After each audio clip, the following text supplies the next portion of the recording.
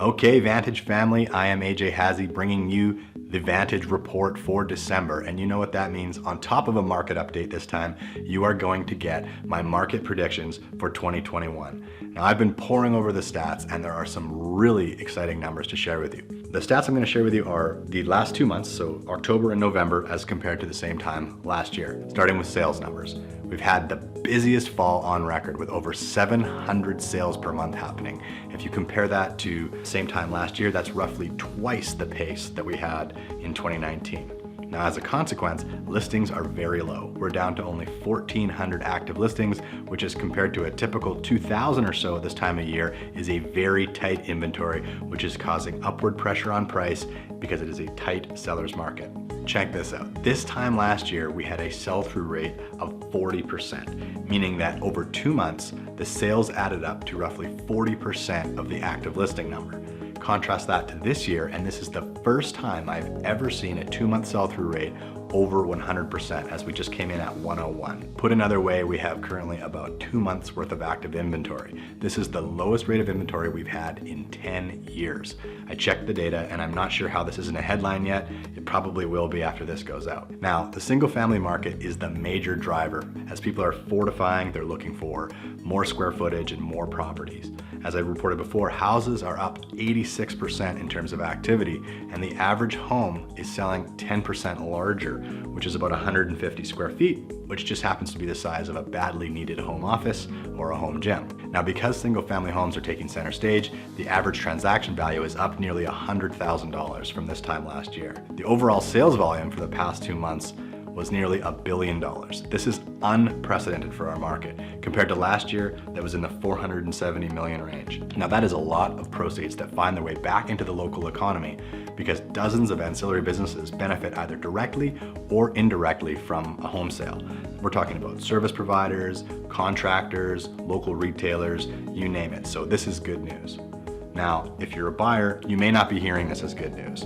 If you've been on the sidelines for even just 3 months, you've watched the average single-family home in Kelowna jump by nearly $40,000. And if you've been on the sidelines since before the pandemic, you've seen that average single-family home go up by nearly $70,000. Now, because of the tight inventory, houses are selling faster and closer to list, with many homes actually going into bidding wars and selling over list price. On the whole, the average discount in the last 6 months has shrunk by $10,000. So maybe you're thinking, fine, I'll just wait this out, this is a bubble. Well, you could be right. There are some uncertainties on a global, federal, and even a regional level that could prove you right. But let's analyze what we can see before us today and then take an educated guess on what we think the next 12 months will bring. 2020 will be remembered by realtors fondly as luxury sales went through the roof and sales overall jumped by over 70%. Now, well into the fourth quarter, things are not really slowing down. The question on everyone's mind is, what does 2021 have in store for us?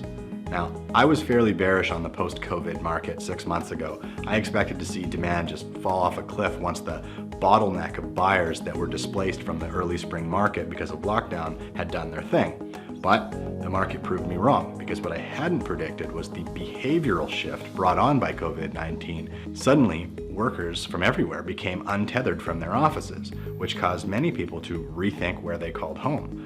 People who endured consecutive months living in really tight quarters in an urban center began questioning their urban existence and went out looking for greener pastures and elbow room, etc. Many homeowners living in the Lower Mainland made the decision to cash out and seek a less populated area that offered that relative affordability and the same four-season lifestyle that they are used to. These behavioral shifts that were set in motion by the global pandemic will have a lasting impact on buying decisions and will continue to funnel people into the Okanagan. So I see the demand remaining very strong through 2021 and beyond. Now, this combined with record low interest rates will generate enough sales activity to keep our inventory down in seller's market territory. The market will face some headwinds.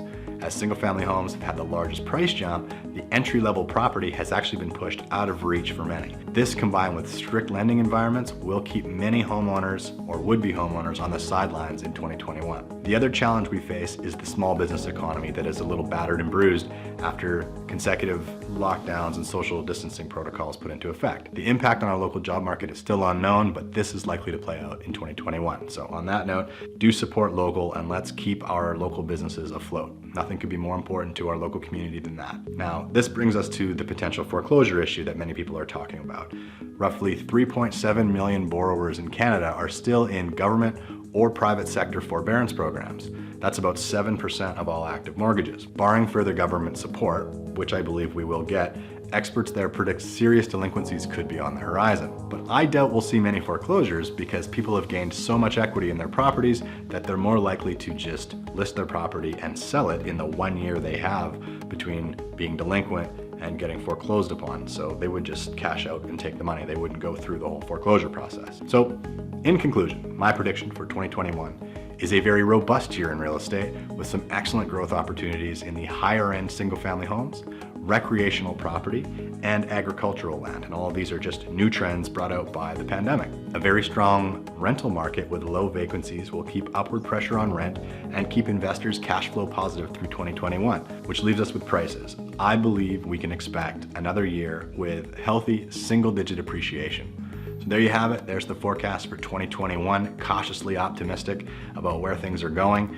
Right now, if you are interested in what your home will sell for today, because the only market we know is the one that we're in, now would be a great time to start that conversation. Many people are coming to us and putting their homes on our Coming Soon program if they're thinking about listing in the spring. And if you're a buyer, that same Coming Soon list could be of value to you as you may want to see into the future as to what properties will be hitting the market in the early springtime. So if you have any inclination to move, we'd love to start that conversation with you well in advance. Please don't hesitate to give us a call, and you can start a search or a home valuation from right here on the video blog. Thanks so much for watching, and we'll look forward to speaking with you in the new year.